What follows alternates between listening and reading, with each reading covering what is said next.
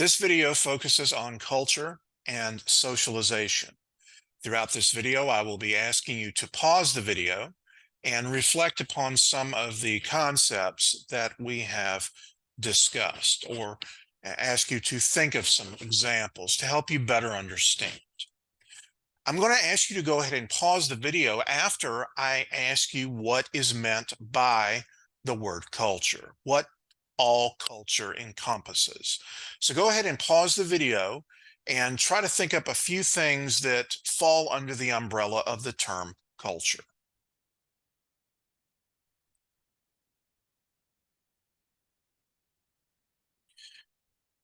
Well, I was not around to hear your answer, but I will tell you that if it's any one of the things on this slide, you're pretty close. Or if it's even close to some of the things on this slide, you've done a good job.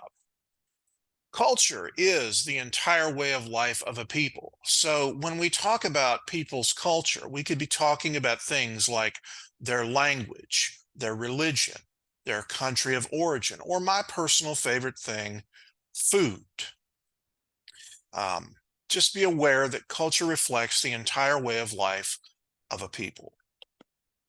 Now, everybody, of course, has their own culture, and certainly cultures are different across the world and even in the same countries. But I do want to mention to you that it's all about our attitude towards our own culture as well as towards other cultures that is the focus of the next slide. When we look at whether we are ethnocentric or whether we are being culturally relative, we are looking at whether we believe that our culture is the only way of doing things, or whether we are willing to let other cultures decide for themselves. Now, most of us, and I say this is most of us, because most of us are ethnocentric to some degree. I'm not saying that everybody is extreme about their beliefs, but I'm saying that we tend to believe that our culture is the right way of doing things simply because if we thought there was a better way, we would go about it and try to find that better way. Ethnocentrism is being judgmental, and we are using our own culture, our own standards for judging other cultures. However, when we become culturally relative, we are willing to say, you know what, other societies, other cultures, other people, they get to decide for themselves what is right and what is wrong. So just remember that ethnocentrism is being judgmental, and being culturally relative is not. And I will say this, I am ethnocentric to some degree. I'll just let you know right now, when it comes to bullfighting, brother, I cheer for the bull. But I do realize that there are other cultures, other societies that believe that that is a form of art. So I just wanted to point that out there, point that out, that some cultures look at bullfighting as art or entertainment. I look at it as cruelty to animals. Anyways, let's go ahead and talk about subcultures and countercultures. A subculture is simply a culture within a culture. This is a small group of people in a mainstream society, and they share something in common with one another that the rest of society may not share. For example, they may speak a common language, they may have a common religion, or they may have common foods. So go ahead and pause the video and try to think of examples of subcultures. If you thought of the Amish community as a subculture, at least here in the United States, you're on track. They share something in common with each other, several things actually, in terms of the lack of modern technology, the language that they speak, their religious beliefs. They all share that with one another that the rest of society here in the United States does not share. A counterculture, on the other hand, is a particular type of subculture. It is a subculture that is so extreme in their way of life that it's often going to put them at odds with mainstream or dominant culture. So, for example, if we would look at a counterculture, we would be looking at groups like, I don't know, the Hells Angels. We would be looking at ISIS, Al Qaeda, any of the extremist groups or any groups of people that have extreme beliefs could be considered counterculture. The way you tell the difference is this. If you've ever had a geometry class, I'm sure you've heard the expression that all squares are rectangles, but not all rectangles are squares, or is it vice versa? I can't remember. Anyways, no matter. What you need to know for sociology is that all countercultures are subcultures, but not all subcultures are countercultures. And many sociologists agree, at least here in the United States, that the different subcultures come together to form the mainstream or the dominant culture. If you've ever been to a foreign country, or if you've ever even been to a different part of the United States, once you come into contact with a different society, a different group of people, you may experience something called culture shock. It's called a feeling of unease. And I'll tell you, sometimes that feeling of unease, more severe than others. If you've ever been to countries where they drive on the opposite sides of the road, if you've ever been to countries where they do not have running water or air conditioning, excuse me, if you've ever been to countries where they do not, or where they eat certain foods, certain things like insects, I want you to understand that you may experience culture shock because this is something that you are not necessarily familiar with. Now, to the people over there in that society, it's perfectly normal. But to you coming in as an outsider, it's going to be very, very different. And I will mention for those of you that got a little bit queasy about the insects, I've heard insects are very good protein, and quite frankly, as citizens of the United States, as people living in the United States, we shouldn't be talking about anything anybody else eats because, quite frankly, we will fry anything. Now, potatoes and chicken, I'm down with. I get you. But when we start frying ice cream, pickles, Coca-Cola, Kool-Aid, butter sticks, Oreos, and things of that nature, I think we're taking things a little too far. Certainly, individuals that come into the United States will also experience some type of culture shock. Cultural change takes place once an invention or a discovery has happened. It's going to spread. Okay, it's going to spread all over the globe, and eventually you're going to see people in all parts of the world listening to Ariana Grande. And yes, even though I'm old, I know who that is. Okay, don't listen to her music, but but believe me, I know that there are people in other countries that you probably would not believe that do listen to her. You would see people in other countries wearing Nike products. You would see people in other countries going to Walmart or going to McDonald's, or things that have come into this country. You know, the Rubik Cube is a big thing, even today, and that was in my day as well. My nephew can solve a huge Rubik Cube in 5 seconds. So I just wanted to let you guys know that once it's discovered, once it's invented, it's going to diffuse, it's going to spread out throughout the world, and then eventually it's going to level off where it becomes part of everybody's culture. Components of culture. There are some components of culture you should be familiar with, particularly if we are talking about whether something that is part of our culture falls under the umbrella of material or symbolic. Material culture is culture that is perceptible, tangible with the five senses. You can see it, touch it, taste it, smell it, or hear it. I have a picture here of the Mona Lisa. The Mona Lisa is material culture. Symbolic culture is a little bit different. Symbolic culture are things that are not perceptible with your five senses. They are more like concepts and ideas. So if you would think about symbolic culture for a second, You can go ahead and pause the video if you would like and come up with some ideas of what constitutes symbolic culture.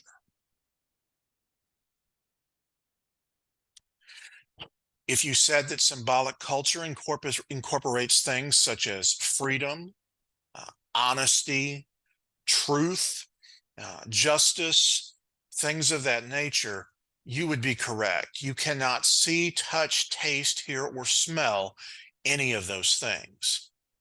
Whereas with material culture, you can. Other components of culture include signs, gestures, and language. I'm going to go ahead and start by talking about language. Language is the language is the words that are spoken or written that we use to convey meaning. And I will tell you from a sociological standpoint, language, the words are not necessarily as important as the body language or the tone of voice or even the person saying it. Okay. I can say something in a way that someone would take differently if someone else said it. That's just the bottom line. I do want to mention this to you about language because I believe it's very important, because you're going to see this again. It's again about 75–90% of what we convey to others is not through the words, but our facial expressions and tone of voice. And because of that, you have to be very careful when you're communicating through email or social media posts. Be very careful what you put in writing because the person receiving the message may not be there to understand whether you are being and whether or not you're joking. All right. Gestures are nonverbal body language that convey meaning. So, for example, thumbs up, okay, tells that you're doing okay. You know, things of that nature, are very, very, very important because, again, a lot of what we convey is not through, okay, it's not through the words, it is through our body language. And a gesture is a nonverbal body language that conveys meaning. And last but not least is the sign. A sign, you might hear this referred to also as an image or an icon.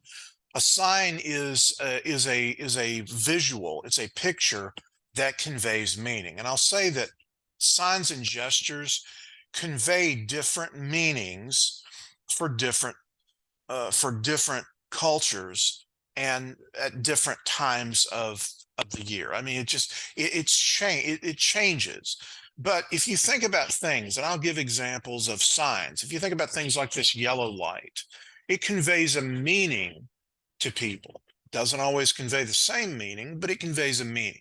Or if you think about golden arches, or if you think about a shamrock around March, or you think about a heart around February, or a pumpkin around October. All of these images or icons or signs come into play, and they convey a meaning to us. Now, as I mentioned, they don't always mean the same thing depending on who is viewing them. I want to talk about the SAPIR-WHORF hypothesis because this is very important. The fact of the matter is language shapes the way we think about the world. So when you are using language that is sexist or racist or derogatory or demeaning or dehumanizing to other people, you need to be aware that that's going to shape the way you view reality. When you hear all of this negativity, you need to understand that your view, your world is going to be shaped by that. So I always try to use language that is neutral. I always try to use language that is positive in nature. so that my thinking is not skewed. An example of this might be if you're looking in your textbooks, and I don't know because I haven't seen a high school textbook in a number of years, but when I was in school, the textbooks always used the pronouns he and him to refer to doctors, policemen, firemen, and things of that nature, whereas the pronouns she and her were used to refer to teachers or nurses. Okay, and that conveyed an idea in my mind that certain jobs were segregated and should be segregated by sex, when the reality of the situation is these jobs should be filled by the most qualified people, not based on their sex or gender. Some other components of culture are values, beliefs, and norms. Values are things that we hold to be important, we think are important. And I'll tell you right now that our values as individuals and societal values may or may not be the same. In fact, some instances they're not, depending on how we were raised. Beliefs are things that we believe, that we hold to be true. We don't have proof of them necessarily, but we think they're true. And last but not least are the norms of society. Norms are the unwritten rules of society or a situation. For example, for those of you that actually read the syllabus, which you should have done, you will notice that I did not put that you could not come to class and bring an aardvark with you. And why did I not do that? Well, it's very simple. The reason is because common sense dictates that. That's an unwritten rule. I don't have to write down every single thing that you are or are not supposed to do. Common sense dictates what you are or are supposed to do in an academic and educational setting. Now, for norms, because these are unwritten in many instances, I want you to understand there are three types of norms that are out there. There are folkways, there are mores, and there are taboos. Each of these, it's like a spectrum. On one end of the spectrum, you have folkways. On the other end, you have taboos. And in the middle of the spectrum, you have mores. And I'm going to explain to you what these are. Folkways are very mild rules. They're very minor, unspoken rules of society. And if you break them, well, it's not really that big of a deal. Certainly, people may look at you. You may experience a little bit of embarrassment, but it's not going to be the end of the world if you break these folkways. Think of some examples. Pause the video and think of some examples. Okay. Well, my example of a folkway is when I belched really loudly after drinking a Mountain Dew in a room that I did not realize was occupied. Now, people looked at me, and it was breaking the rule of politeness. And I guess that's a good way to think of folkways. Folkways is just politeness, being respectful. Okay. But it did not follow me for the rest of my life. Mores, on the other hand, are a little bit more serious, and they are therefore more ingrained in the fabric of society. Some of these mores may even be written down as laws. Okay. And if you violate them, you are going to have a problem because people are going to not want to be around you. They're going to shun you. Okay. So if we look at examples of mores, we look at people that have done some very nasty things, and maybe they may not have been charged criminally, or maybe they may not have been even found guilty if they were charged. For example, Casey Anthony. Mores are ingrained in the fabric of society to the point where if you violate them, a lot of people are going to become very unhappy with you very fast. And going from mores to taboos are it's very much more extreme. Taboos are very extreme, and the behavior that's associated with taboos, the rules of violating these rules, is absolutely disgusting and repugnant to even think about. So some of the examples that I list on the slide are, I don't know, incest, cannibalism, bestiality, drinking blood, things of that nature. Taboos are just things that, for the most part, most everybody agrees are absolutely disgusting and repugnant. Okay. Now, since I've told you about all of these unexpected, or excuse me, these unwritten rules, I have to ask you how we get people to follow the rules. Because the thing is, if you put rules in place, people are going to break those rules. Well, we sanction people.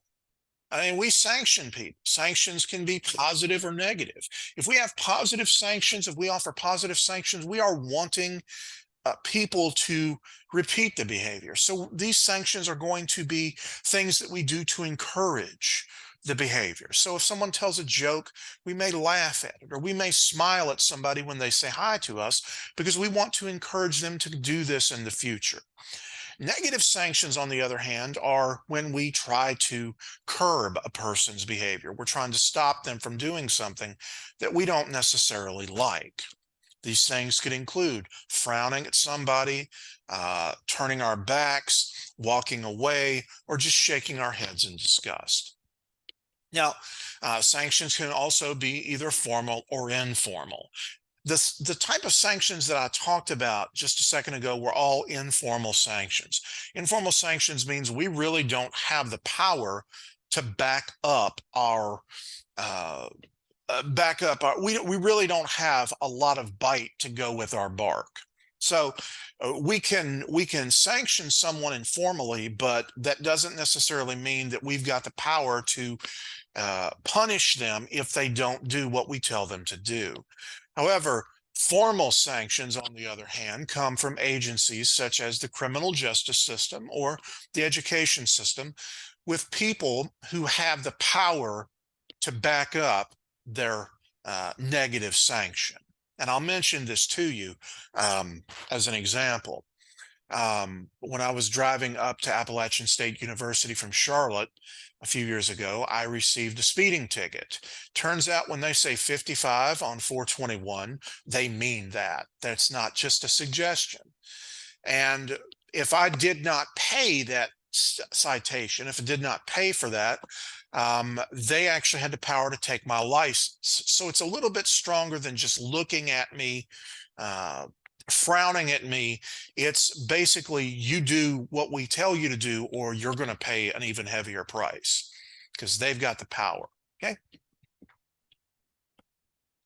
I will mention this to you very briefly. When we look at culture in the United States, we need to understand that culture, our history, our entire way of life is very much Eurocentric, particularly English. A lot of history has been discarded. A lot of what truly happened has been discarded, and we are hearing the stories that the victors told.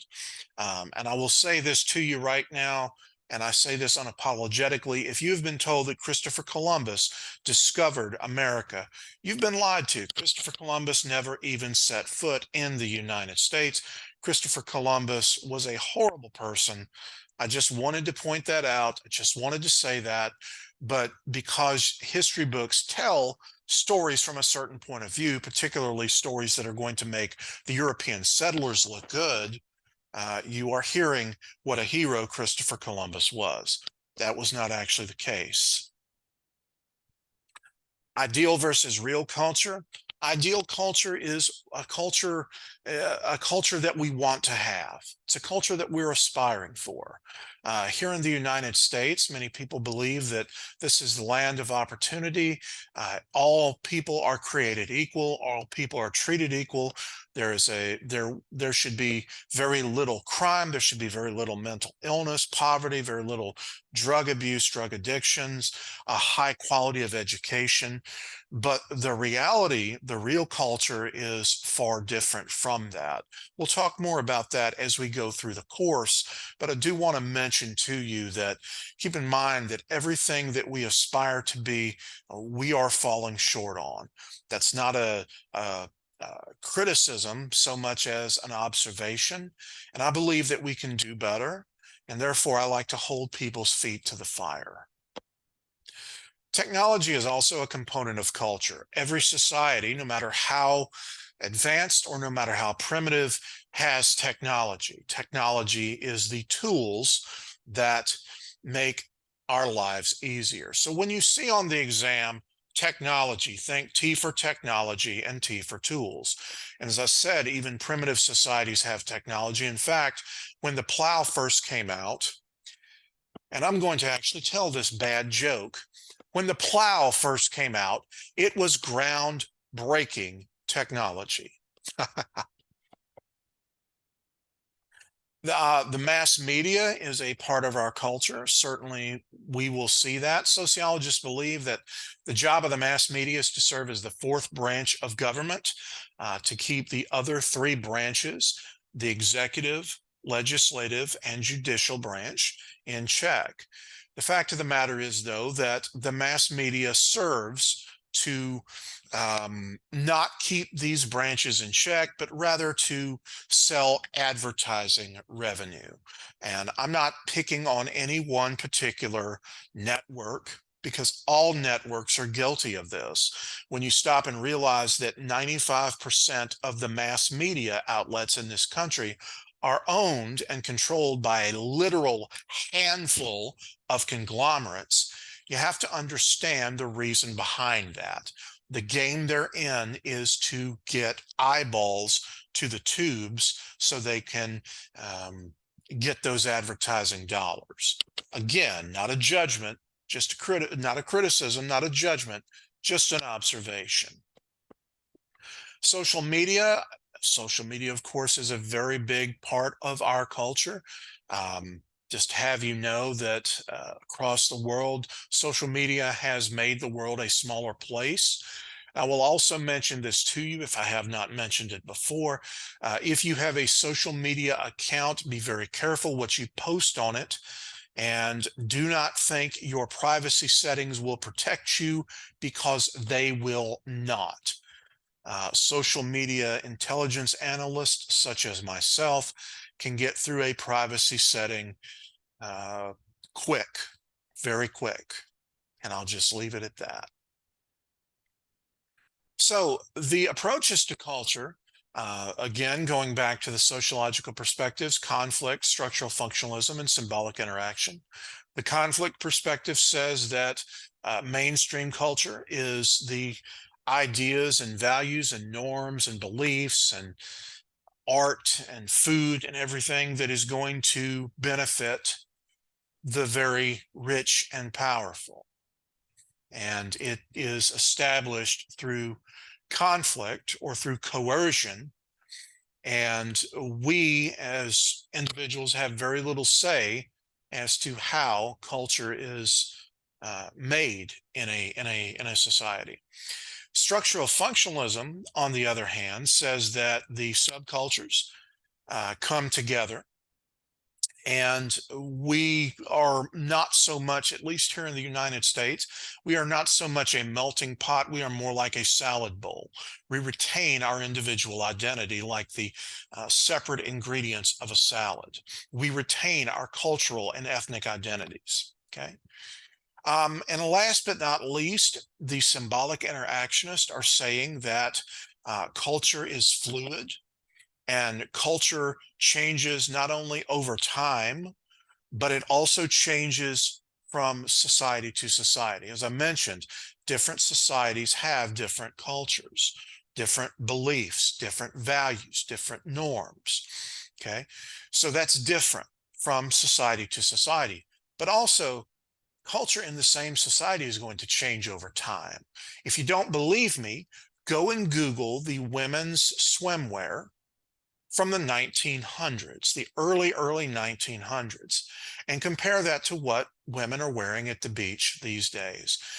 Compare the television shows from the 1950s, where you could not show a married couple sleeping in the same bed, to what's on TV today, where you could not in the 1950s say the word pregnant on television, to what you can say on television today.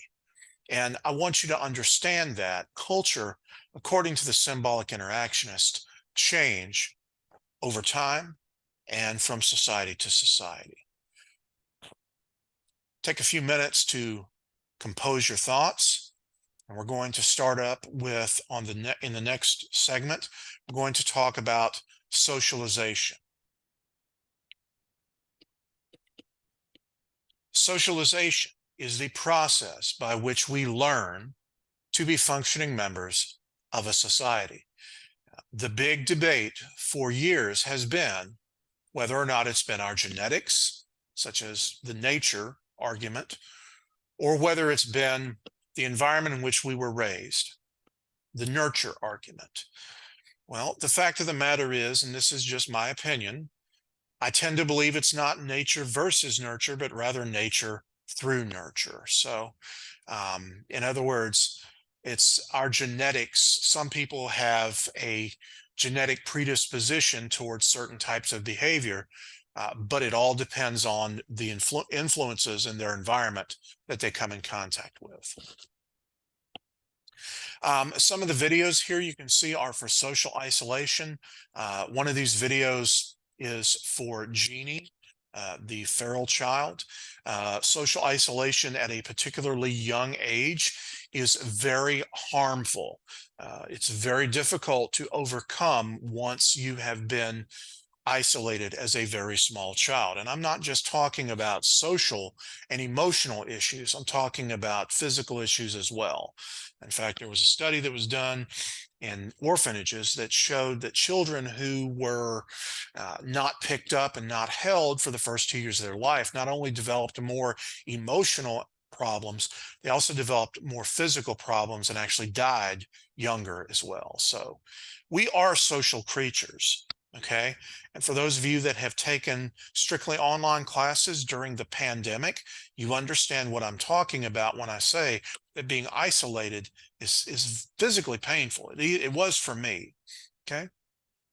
Now, the agents of socialization, and these are also called social institutions, the agents of socialization that are the institutions in society that transmit the values of society to individuals. I want you to go ahead and pause the video, and I want you to think of a few examples of agents of socialization.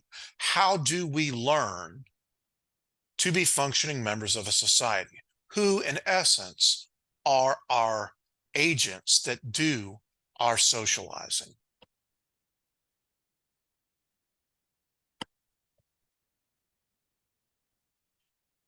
Well, if you said families, if you thought of families, you thought correctly. Families are a big component of our socialization process. In fact, for the first few years of our lives, they are the most important agent of socialization, simply because they are the people that we are around the most. I will say that families impact us all the way through our lives, although their influence does wane after a while. I'm not saying that it completely goes away, but I'm saying that as we are exposed to different agents of socialization, our family's influence is going to wane. Schools are an important agent of socialization. Schools are very important, not just because they are teaching us the things we need to know to join the workforce in terms of academics. They're also teaching us things on the hidden curriculum. We are being socialized with our interactions with other students, with teachers, and with administrators, even parents of other students. And I will say this to you, it's very important that you pay attention, because schools spend so many hours, so much time in schools, 9 months a year in many instances, 40 hours a week. That's a lot. That's a lot. So things on the hidden curriculum include things like trying to teach you obedience to authority, teach you things like, uh, being on time, getting along with others, being a good listener, things of that nature. So I want you to understand that the hidden curriculum is important as far as socialization goes within our schools. I told you that your family was the most important agent of socialization for the first few years of your life. But once you get to about 7 or 8 years of age, you're going to want to be accepted more by people in your age group, your peers, your friends. Okay. And I'll say this to you. Some people get so caught up in wanting to be accepted that they are willing to do things that harm themselves and harm others through this thing called peer pressure. My mom always used to ask me, well, if so and so jumped off a bridge, would you? And my response was, yeah, Ma, what bridge is he on, and what time? But I want you to understand the good thing about peer pressure is that as you get older, you start to care less and less about what people think about you. In fact, you realize that most people, even the people that you think are your best friends or people that you think are your worst enemies, really don't put that much thought into you at all. Some do, but very few. Everybody else is living their own life. Mass media and social media, as I've discussed before, this is a very important agent of socialization. We read books, we watch movies, we listen to music, we interact with each other on social media, and all of this is going to play a big part in how we look at the world. In fact, I'll say that for my money, media is more important than even the family. You know why? Because your family is being and has been influenced by media as well. I just want to point that out. Okay. We'll talk more about that when we talk about race, ethnicity, sex, and gender, politics, religion, and education. Religion.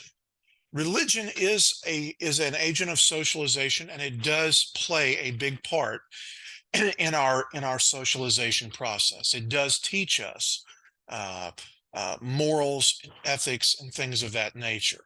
And I will say that religion does extend into our adulthood. That does not mean that that we stick with the same religious beliefs. That does not mean we cannot change our beliefs as we get older. That does not mean that we're going to be the same religion or even the same denomination.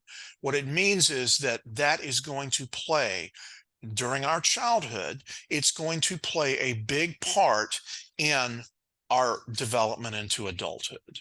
Okay. Oh, there we go. So I do want to mention that socialization is not a one-time process. It's not one and done. We are constantly being re-socialized when we encounter new experiences, when we start new jobs, when we go to new schools, when we meet new people, when we enter new situations. We are constantly being re-socialized, and we are constantly being taught how to act. So I just wanted to let you know these things so that you don't think that it's, oh, I've been socialized and I'm done. Some people, however, undergo a severe re-socialization process through total institutions. A total institution is an institution in society, such as the military or even a prison, where the rules are very strict. You do not have a lot of autonomy. And basically, if you don't do everything you're told, when you're told, and how you're told, you are going to experience some severe consequences. They want you to do things their way, and they want you to learn very quickly how to do that. Okay, so now we're going to talk about statuses and roles. All right. A status is simply a position that you have in society. It's your place in society. And I say your place, but the truth is we all have more than one status. Everybody has more than one status. For example, I have the status of instructor, student, husband, uncle. I was a son. I'm a cousin. Um, I am all of these things, but it's a position that I have. Okay. So all of us generally are going to have more than one status. There are three types of statuses that you need to be familiar with: an ascribed status, an achieved status, and a master status. An ascribed status is a status that has been given to you. Generally, this status has been given to you since birth, and it is difficult, although not entirely impossible. It's not unheard of to change your status, to change your ascribed status. Think of some examples.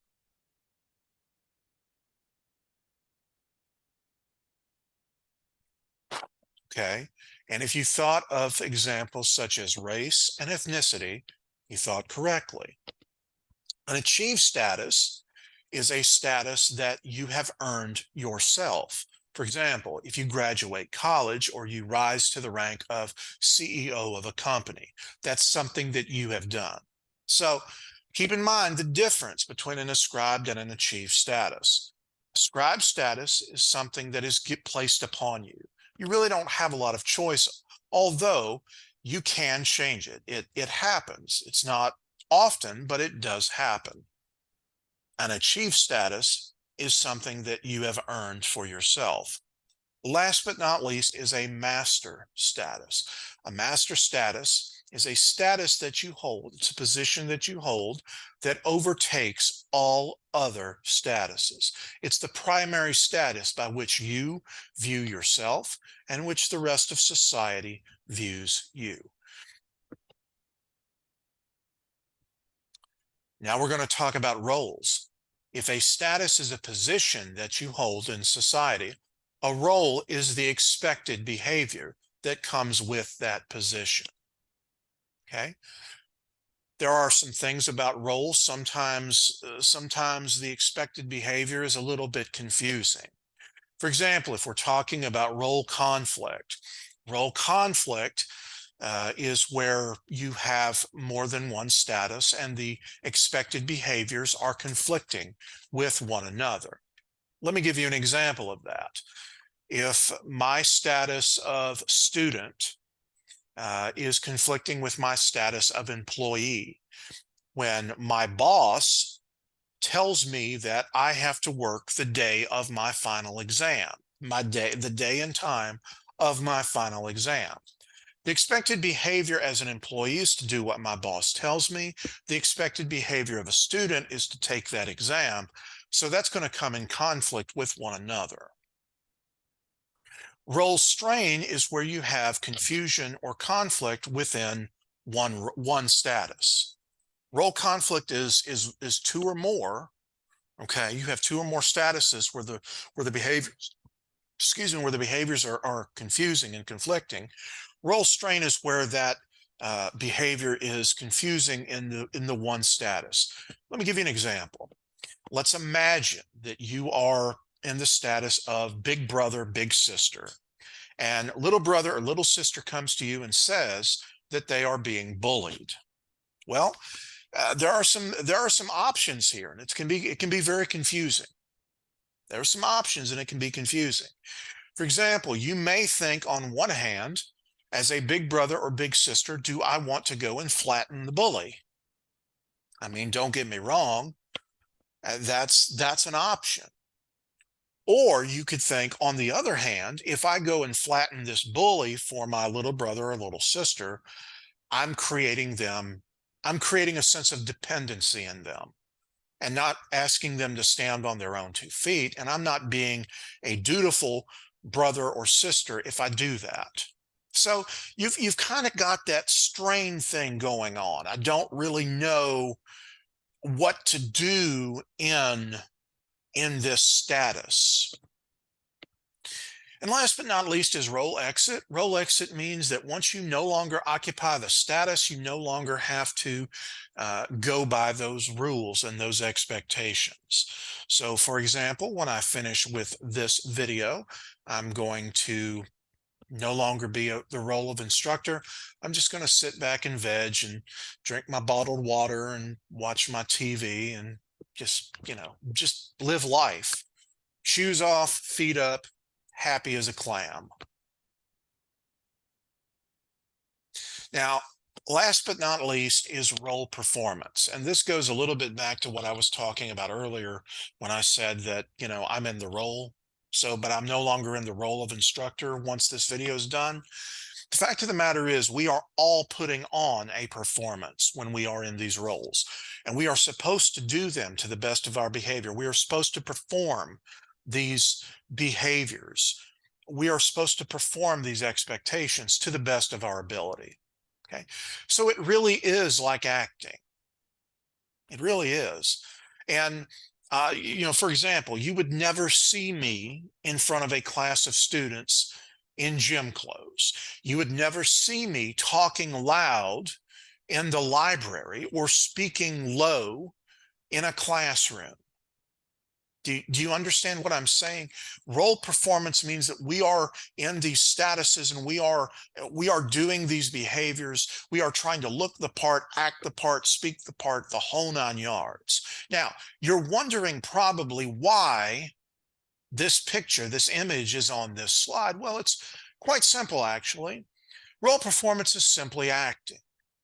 And I'm an actor, I guess, because I do role performance, as do all of you, but I want to be the very best at what I do. And so if I act, I want to win an Oscar. And if I wanted to win an Oscar, well, by golly, that is the Oscar right there that I would like to win. If you have any questions or comments or concerns, please reach out to me, and I will see you online.